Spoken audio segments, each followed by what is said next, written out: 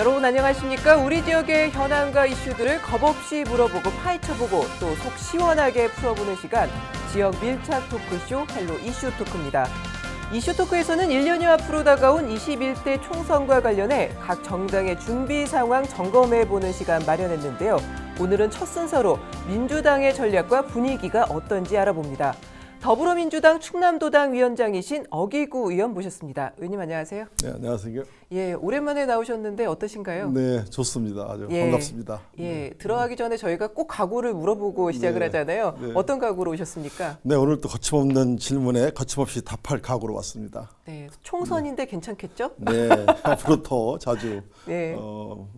만나서 총선 얘기 좀 많이 했으면 좋겠습니다. 예, 알겠습니다. 네. 예, 지금 인사까지 들어봤는데요. 헬로 이슈 토크 지금부터 본격적으로 시작합니다.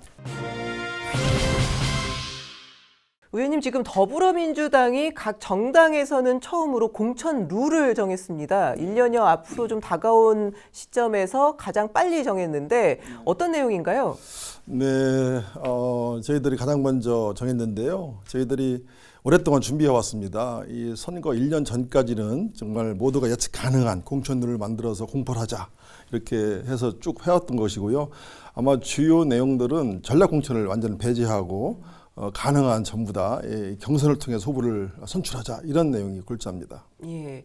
근데 여기 룰을 보면은 정치 신인에게 10% 가산점을 주기로 했지만 권리당원 비중을 50%로 상정하는 경선 방식이 정치 신인에게 좀 불리한 거 아니냐 이런 이야기도 좀 나오고 있습니다. 어떻게 보십니까? 근데 누구나 다 유불리 있는 것이죠. 후보들끼리. 근데 그 10% 가산점 주는 거하고 권리당원 50%한테 물어보는 거 이거는 지난 지방선거 때 똑같은 룰을 적용을 했거든요. 근데 이 룰을 가지고도 많은 정치 신인들이 지난 지방선거 때 저희 당 후보로 당선이 됐습니다. 신인들이 많이 현역을 제끼고 그래서 이번 룰도 아마 정치 신인들한테 나쁘지 않은 룰이다 생각합니다. 물론 또 저 현역들도 4년 의정 활동을 평가를 받아야 되는 거 아니겠습니까? 그런 면에서 얼마든지 정치 신인이 현역을 깰 수 있는 그런 혁신적인 룰이다 이렇게 생각합니다.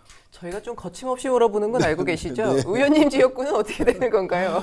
우리 지역구도 아마 많은 후보자들이 우리 당으로 노크를 하지 않을까 기대하고 네. 있습니다. 그러면- 긴장하고 있습니다. 예, 그러면 네. 긴장 진짜 많이 하셔야 될 것 네, 같은데요. 그렇습니다. 네. 예, 근데 사실은 공천 룰을 1년 전에 정하기는 하더라도 예. 공천과 관련된 파열음은 안 나올 수가 없는 게 정치인 것 같아요. 네. 어떻습니까? 좀 이번에 마련된 공천 룰은 이런 파열음을 좀 줄일 수 있을까요? 네, 저는 획기적으로 줄 수 있다고 생각합니다. 네. 그 지난 공천 과정에서 보면 과거에 보면 심지어는 한 달 전에 전략 공천하는 경우도 많이 있지 않습니까? 그러다 보면 당이 완전히 깨지거든요. 그동안 그 지역에서 열심히 갈고 닦았던 후보를 제끼고 중앙당에서 그냥 이 버텀업 방식으로 내려 꽂아서 이렇게 전략 공천을 하게 되는데 이게 바로 당이 분열로 가는 지름길이었었어요. 그래서 우리 당은 예측 가능한 제도를 1년 전에 만들어서 모든 경쟁들한테 오픈하고 거기에 맞는 룰을 가지고 경쟁 이렇게 경선을 하겠다라는 거로 가기 때문에 이번 이런 이 경선 룰은 매우 획기적으로 그런 분란의 요지를 없앨 수 있다 이렇게 보고 있습니다. 예. 사실은 뭐 의원님께서 이제 충남 도당 위원장이시기 네. 때문에 네. 자유한국당 같은 경우에는 각 지역에 있는 그 사무소로 인재를 좀 추천해 달라 이렇게 좀 뭐 내려간 걸로 알고 있는데 네. 더불어민주당은 좀 어떻게 하고 있나요? 인재 발굴을 위해서. 우리 충남 말이죠. 우리 충남 같은 경우에는 지금 각 지역마다 상당히 훌륭한 후보들이 많이 있습니다. 잘 아시겠지만 다 우리 11개 지역에 아주 빵빵한 후보들이 지금 준비를 하고 있고요. 또 잘 아시겠지만 이 국회의원 공천은 충남 도당에서 공천하는 것이 아니라 중앙당에서 공천하게 돼 있습니다. 그래서 중앙당에서 후보를 발굴하고 인재를 영입하는 것이거든요. 그런데 이번 공천룰이 가능한 이 전략 공천을 배제하고 지역 경선을 통해서 후보를 발굴하기 때문에 각 지역마다 어떤 후보가 와서 우리 당과 철학을 가지고 정치에 도전하느냐 이게 이제 달려 있는 것이거든요. 그래서 좋은 후보가 있으면 많이 우리 당으로 와서 이 현 지역위원장과 경선에서 당당히 이겨서 이번 총선에 임해주시길 간절히 바라고 있습니다. 사실은 뭐 저희가 공천 이야기를 계속하고 네. 있지만 4년 전하고 후보자가 좀 많이 다른 상황 아니겠습니까? 네. 좀 상황이 많이 다른가요? 어떻습니까? 지금 아마 4년 전과 우리 충남 도당 같은 경우는 별로 달라지지 않을 것 같아요. 왜냐하면 지금 천안 지역에 3명이 현역 의원으로 있고요.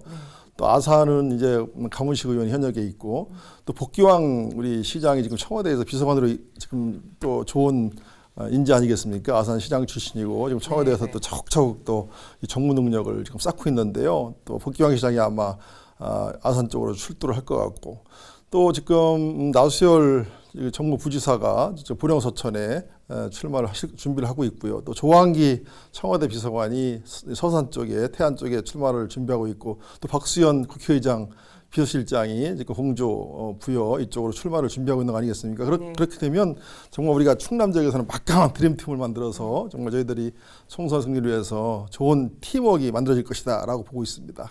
사실은 거론해 주신 분들이 뭐 애칭이 있는 건 알고 계시죠? 예. 문재인 대통령의 남자들이라고 불리고 있는데 이분들이 아직까지 뭐 뚜렷하게 선거와 관련해서 뭐 예를 들어 청와대에서 근무하고 있으면 좀 나와서 이제 준비를 해야 될 것 같은데 언제쯤 나올까요?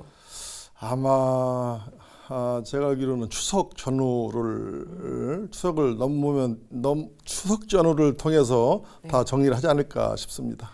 이분들의 성공 가능성은 어느 정도나 보십니까? 좀 너무 성급한 질문이긴 합니다만 1년 전이니까요. 네, 이분들이 그 청와대라든지 이 뭐 일단 박수현 의원하고 복귀왕 의원은 국회 경험도 있고요. 또 이 청와대나 국회에서 다양한 경험을 쌓은 거 아니겠습니까? 그래서 또 대중들한테 많이 알려져 있고 조항기 이 청와대 비서관 역시 언론에 계속 노출이 되면서 이 청와대에서 정무 능력을 많이 쌓고 있거든요. 정책 능력 포함해서 이런 훈련된 친구들이기 때문에 아마 이번에는 우리 충남도에서 적극적으로 우리 당 후보들을 지지해주지 않을까 이렇게 생각이 들고 있습니다. 근데 이분들이 나오면 좀 국정 운영에 차질을 빚거나 이러진 않을까요?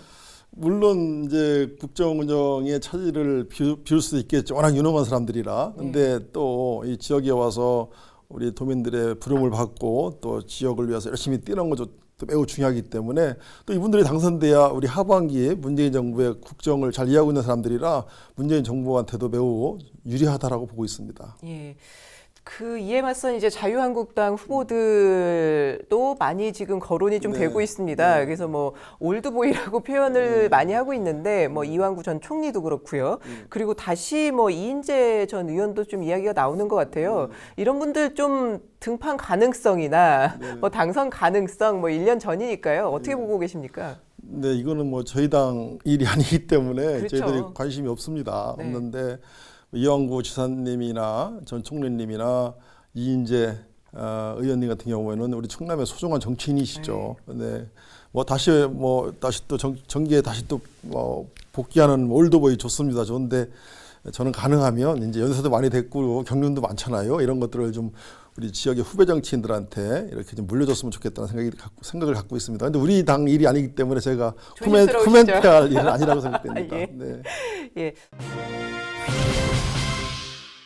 총선이 있었을 때는 사실 그 당시에 이제 집권당이었던 새누리당 패배였는데 우리 지역에서는 조금 결과가 한석이긴 하지만 좀 달랐잖아요. 네. 어떻게 보십니까? 네, 지난 총선 20대 총선에서는 우리가 15개 11개 지역구 중에서 6대 5로 저희들이 졌죠. 한석이 모자랐죠. 근데 보궐을 거치면서 우리가 다시 6대 5로 이제 지금 뒤집은 상태인데요. 근데 20대 총선만 놓고 보면 6대 5로 우리가 한석을 졌지만 그 19대 총선에서는 우리가 3석분이 없었어요. 그러니까요. 그러니까 이게 진 게 아니라 우리는 이겼다 이렇게 보고 있거든요. 왜냐하면 2명이 더 늘어났으니까. 지금은 또 3명이 더 늘어나서 6대 5로 이제 역전됐거든요. 그래서 이번 선거도 저희들이 물론 공천은 중앙당에서 하지만 공천이 이제 끝나면 충남에 이제 제가 도당위원장으로서 선거 기획단을 만들어서 우리가 전략과 전술을 잘 짜서 한국당을 이기는데 최선을 다하겠다는 약속을 드리겠습니다.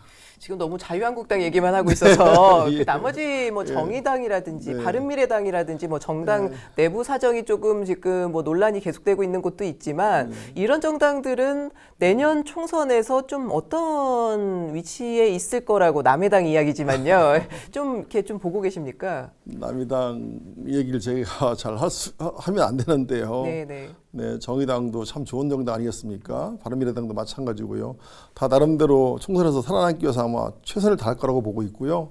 또 이번에 이제 선거제 개편이 패스트트랙 통해 가지고 지금 선정이 됐는데 이런 것들이 잘 계획대로 끝나서 내년 총선 룰에 적용이 된다면 아마 이 비례대표를 통해서 이 정의당이나 바미당이 많은 또 의원들을 더 많이 배출할 거라고 보고 있습니다. 네.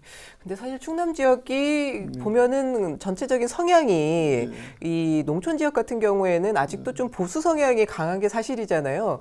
어떤 선거구가 가장 어려울 거라고 좀 예상을 하고 계십니까? 선거는 선거거든요. 어렵지 않은 지역이 없습니다. 수도권 나름대로 뭐 바람 한번 불으면 훅 가는 게 수도권이고요. 또 우리 또 시골 이쪽 지역은 이제 뭐 이렇게 연령대가 이제 많으신 어르신 분들이 대개 이제 이 안정을 추구하고 보수 쪽을 많이 지지하는데, 근데 요즘 보면 또 그것도 아니더라고요. 다녀보면요. 어르신들이 또 그냥 우리 민주당 팬들도 많고요. 네. 민주당 잘한다. 네. 어기고 잘한다. 네. 민주당 화이팅 이러시는 어르신들이 많아서 뭐 지금은 뭐 연령을 고려하지 않고 지역을 고려하지 않고 일단 최선을 다하면 우리 도민들이 마음이 열릴 거라고 보고 있습니다. 네. 다 어려운데. 다 어렵습니다. 네. 선거는 다 이게 5% 싸움이거든요. 마지막 네, 하면. 네, 네. 그렇기 때문에 쉬운 선거가 없습니다. 네. 그 지방선거에서는 사실 민주당이 좀 많이 압승을 거뒀잖아요. 네, 그렇습니다. 이 지방선거의 의미는 좀 어떻게 보고 계십니까? 네, 지난 지방선거에서 우리 충남 도민들께서 저희 민주당한테 압도적으로 지지를 해주셨죠. 양성근 지사가 아주 압도적인 승리를 거뒀고, 또 15개 시군 선거에서 저희들이 11개 시군에서 승리를 거뒀습니다. 그다음에 도의원도 41명 중에서 33명을 저희들이 당선을 시켰고요. 또 시군의원도 98명이나 당선시켜서 지역선거에서 저희들이 완벽한 승리를 거뒀는데, 이번 총선은 또 이게 만만치 않을 거라고 저희들도 보고 있어요. 왜냐하면 우리 국민들께서 이렇게 선거 한 정당한테 다 몰아주지 않거든요. 네. 그래서 이제 우리 총선이 매우 중요한데 저희 당으로서는 총선 그런 걸 염두에 두고 잘 준비를 해야 되겠다는 생각이 듭니다. 아니 충청권의 민심이 어떻다고 조금 보고 계세요? 왜냐하면 네. 아까 저희가 잠깐 이야기를 나눴던 것처럼 3년 전 총선에서는 그 당시에는 한석 차이로 이제 민주당이 한석이 적었었는데 재보궐선거를 통해서 또 한석을 또 더 앞서가셨잖아요. 네. 이게 참 충청권이 알 수가 없는 곳 중 한 곳인 것 같은데 네.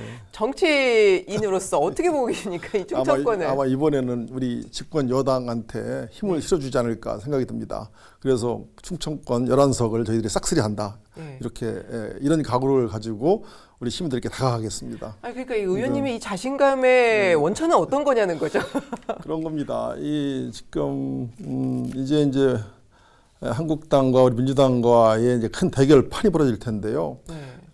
우리 민주당이 이번 총선에서 지게 되면 정말 이 나라의 미래가 없다라고 저희들은 보고 있습니다. 지금 어제 밤에도 패스트트랙 때문에 저희들 국회에서 상당히 많은 진통을 겪었는데, 제가 국회에 가보니까 이 한국당이 무조건 반대입니다. 우리 문재인 정부가 할 수 있는 게 하나도 없어요.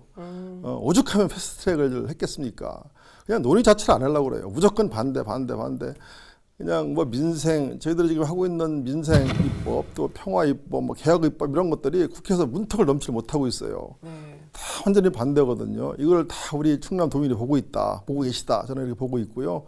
이런 미래가 없는, 정말 반대를 일 수 없는 저런 정당, 이번 총선에서 반드시 우리 충남 도민들께서 심판하실 것이다. 저는 이렇게 보고 있습니다. 어쩔 수 없이 이제 내년에 치러질 총선도 문재인 정권에 대한 평가의 그렇습니다. 성격이 굉장히 예. 짙을 텐데 경제적으로 너무 어렵다 이렇게 좀 이야기하시는 분들도 많은 게 사실이잖아요. 네. 여기에 대해서는 뭐 어떤 평가를 내려줄 거라고 보십니까? 경제 쪽에 너무 약하다 이런 이야기들이 많이 나오고 있잖아요. 약하죠. 지금은 나라 안팎으로 경제가 이제 많이 어려운데요. 저희 잘 알고 있습니다. 이 뭐 자영업자들이라든지 여러 가지 지금 이 바닥 경제가 안 좋은 거 제가 잘 알고 있고요. 근데 이런 경제를 살리려고 저희 문재인 정부나 저희 더불어민주당이 최선을 다하고 있습니다. 근데 이런 경제를 살리려면 다양한 민생 입법이라든지 이런 뭐 개혁 입법 이런 것들이 좀 국회에서 통과가 돼야 되거든요. 예산과 함께. 근데 저 한국당이 무조건 반대를 합니다. 예산이고 뭐 이 문재인 정부가 하는 아주 이 정책들을 무조건 반대를 하기 때문에 지금 아무것도 할 수가 없어요. 지금 지난 대선 때는 우리 문재인 정부를 우리 촛불 민심, 우리 충남 도민들께서 압도적으로 지지해서 대통령 중앙 권력을 줬고요. 또 지난 지방선거에서는 우리 지방의회를 우리한테 줬는데 지금 가장 큰 문제가 국회에서 꼼짝을 못합니다. 여소야대 정국에서 우리 더불어민주당과 문재인 정부 할 수 있는 게 하나도 없습니다. 오죽하면 패스트트랙을 저희들 했겠습니까? 대화 자체를 안 합니다. 하다못해 무슨 한반도의 평화를 위한 어떤 비핵화 이런 문제도 전부 반대거든요. 반대를 하면 반대. 그러니까 이 야당이 한국당이 지금 무조건 이 문재인 정부를 쓰러뜨려야 다음에 자기들의 기회가 있기 때문에 이런 현상이 오거든요. 그래서 다시 과거로 돌아갈 것이냐, 다시 이 적폐 세력들한테 다시 또 권력을 줄 것이냐, 아니면 미래지향적인 이 평화 민주 세력들한테 권력을 줄 것이냐, 이거를 다음 총선에서 이제 우리 도민들께서 결정을 해야 되는데, 저는 이 충남 도민들께서 우리 집권 여당이 문재인 정부에게 한 번 더 힘을 실어서 한 번 더 믿어주실 거라고 보고 있고요. 그런 차원에서 저희들이 차근차근 잘 준비하도록 하겠습니다. 국회에서 패스트트랙과 관련된 이야기를 좀 해주셨는데 이야기가 나온 김에 만약에 이게 패스트트랙으로 해서 선거구가 조정이 되면 충남 지역엔 좀 어떤 영향이 있을까요? 충남 지역은 패스트트랙에 영향을 받지 않습니다. 우리는 11석 그대로 가고요. 네. 수도권이나 여기 영남, 호남 지역에서 좀 미세 조정이 있을 것 같습니다. 네. 그러면 내년도 총선에도 어떻게 전략상 더불어민주당에서는 어떻게 되기를 좀 바라고 계신 건가요? 총선에도 저희들이 과반을 해야 되죠. 네. 과반을 해야 저희들이 추구하는 이 민생 입법들, 개혁 입법들, 이런 평화 입법들, 이런 입법들을 차근차근 준비해서 대한민국의 미래를 만들어갈 수 있다고 보고 있습니다. 저 과거 지향적인 종북 세력이라고 밀어붙이는 늘 역사행정을 하고 있는 자유한국당에 무슨 미래가 있겠습니까? 예를 들어서 지금 계속 되풀이해서 민생법안 이야기를 하고 계신데 어떤 게 있을까요? 예를 들면. 민생법안이요? 예, 브레이크가 걸린 민생법안. 민생법안 지금 잔뜩 있죠. 이를테면 하다못해 지금 소방공무원들 하는 소방법이라든지 지금 빅데이터 3법 같은 거라든지 또 미세먼지 관련법이라든지 그다음에 무슨 고교 무상 교육법이라든지 이런 다양한 민생법안들이 지금 국회에 문턱을 넘지 못하고 있습니다. 논의 자체가 안 됩니다. 예. 사실 충남 지역 같은 경우에도 내년도 총선을 앞두고 더불어민주당 차원에서도 충남 지역 현안을 좀 해결하려고 하는 좀 그런 움직임이 좀 많이 있어야 되는데 이런 현안에 대해서 아직까지도 도민들은 좀 목말라 하고 있는 것 같아요. 네, 충남 우리 당진 같은 경우는 현안 제가 거의 다 해결을 했는데요. 우리 충남도 차원도 제가 도당위원장이지만 지금 당정 협의를 통해 가지고 우리 충남 내포 혁신도시 만드는 거라든지 또 오송 평택간 복전철 천안역 정차구가 만드는 거라든지 또 대통령 집무실을 세종시로 바꾸는 거라든지 이런 여러 가지 현안들을 지금 당정이 잘 협의를 하고 있습니다. 제가 늘 우리 당과 정부한테 하는 게 뭐냐면, 자, 지난 대선 때 우리 충남도민들이 압도적으로 우리 더불어민주당을 찍어줬다. 이번 지방선거에서 압도적으로 찍어줬다. 이제는 당과 정부가 우리 충남도민들께 뭔가 내놓을 때가 됐다. 그렇죠. 그래서 지금 당과 정부도 우리 충남도의 현안들을 지금 다 저희들이 보고를 하고 있고 파악하고 있고 그거 실행을 위해서 열심히 하고 있다. 이렇게 말씀드리겠습니다. 그러면 내포 신도시 혁신도시 지정은 언제 되는 됩니다. 건가요? 언제 되는 걸까요? 걱정하지 마시고요. 총선 전에 제가 답을 받아오겠습니다. 지난번 만났을 때 정부 측과 또 우리 당대표 등등 해가지고 당정협의 때도 우리 양승주 지사와 함께 그 부분에 대해서 강력하게 건의했고요. 정부도 아주 긍정적으로 받아들였습니다. 당진의 이제 지역구가 당진이시니까 도립 당진 땅 찾아오기 문제 그거는 좀 어떻게 진행되고 있습니까? 이것도 내년도 이제 총선에 앞두고 있으면 이게 또 어떻게 될지 모르는 상황 아니겠어요? 그러게요. 지금 대법원 1차 변론이 끝났습니다. 이제 시작이거든요. 이제 헌법재판소나 이제 시작이고 이제 그런데 아마 재판이 잘 이루어질 거라고 보고 있습니다. 매번 제가 방송에서 얘기했지만 이 땅이 빼앗긴 이유가 평택에 붙었기 때문에 저쪽에 손을 들어줬는데 연육교가 지금 다 설계가 들어가고 행정력 절차가 다 끝났기 때문에 지난 1차 변론 때도 우리가 완전히 판전성을 거뒀다 이렇게 보고를 받았습니다. 그 석탄 활용 문제도 조금 심각하게 최근에는 이제 또 현대제철이라든지 문제가 계속 제기되고 있는데 이 부분은 좀 어떻게 생각을 하고 계신가요? 석탄 화력 발전소도 마찬가지고요. 또 현대제철도 마찬가지고 현대제철은 내가 지지난 주에 우리 송악 이제 피해를 가장 많이 보는 분들이 송악하고 송산 아니겠습니까? 그 주민들 대표를 전부 이틀에 걸쳐서 모시고 현대제철 들어갔어요. 들어가서 앞으로 이 공기 오염 저감 시설을 앞으로 어떻게 개선해 나갈 것인지 주민들한테 직접 설명을 해라 해가지고서 우리가 보고를 다 받았어요. 받았는데 지금 약 5,300억 정도 들어가지고 내년도까지 2017년 기준 오염 배출 물질을 절반으로 줄이는 그런 작업을 하고 있거든요. 그래서 지금 착착착착 잘 진행되고 있는데 야속하게 이번에 또 그런 문제가 터져서 좀 문제가 됐고요. 제가 그 현대 지금 사장하고 어제 통화했습니다. 통화해가지고 왜 자꾸 이런 일이 벌어지냐 그랬더니 이번에 그 현대 사장들이 싹 바뀌었습니다. 현대 사장, 소장 라인이 다 바뀌었는데 그 이번에 새로운 그 현대제철 사장이 포스코에서 아주 잔뼈가 굵은 유능한 사람이 왔거든요. 그분이 와서 보니까 여러 가지 문제가 많다. 자기를 좀 믿고 좀 내년까지만 기다려달라. 그러면 다시는 현대제철에서 오염 배출 물질을 가지고 문제가 되지 않도록 철저히 자기가 대책을 세우겠다, 마련하겠다. 어저께 이렇게 저한테 말씀을 주셨습니다. 예, 지금 차례 준비하고 있습니다. 석탄 활약도 마찬가지고요. 그러면은 뭐 1년 앞둔 상황에서 더불어민주당에서는 충남 지역 현안 어떤 문제에 좀 더 중점을 두고 추진을 하실 건지 지금 어떤 문제가 있을까요? 지금 이제 이 석탄 활약 문제가 또 많이 있고요. 우리 지역에 미세먼지. 그래서 미세먼지 감시센터도 지금 당진으로 가져오려고 지금 정부가 추진하고 있는데요. 그런 이제 이 환경 문제, 개선 문제도 우리가 등한시에 만들 것 같고, 두 번째는 아까 말씀드렸지만 우리가 충남이 혁신도시가 하나도 없거든요. 그래서 내포를 중심으로 한 충남 혁신도시를 유치해 오는 거. 그다음에 세종도 다 우리 충남 아니겠습니까? 그쪽에 대통령 집무실과 국회 분원을 설치하는 문제.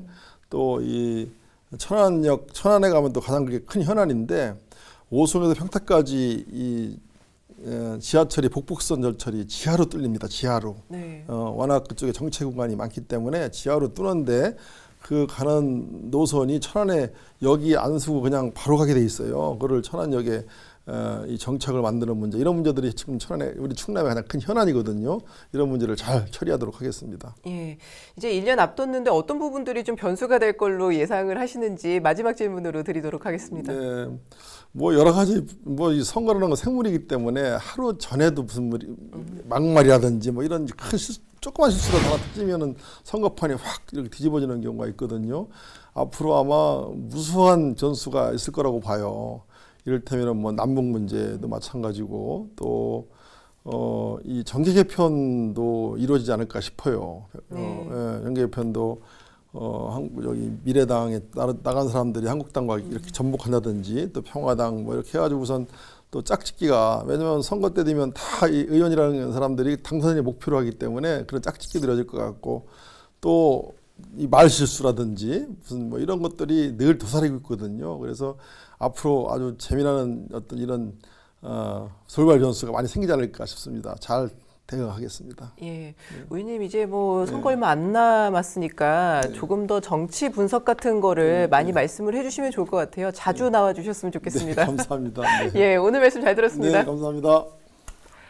네, 우리 지역의 일꾼을 뽑는 21대 총선, 유권자들의 선택이 지역의 미래를 바꿀 수 있다는 점 꼭 기억하시고 어떤 후보들이 나서게 될지 관심 갖고 지켜봐 주시기 바랍니다. 헬로 이슈 토크, 오늘은 여기서 마무리하겠습니다. 함께해 주신 여러분 고맙습니다.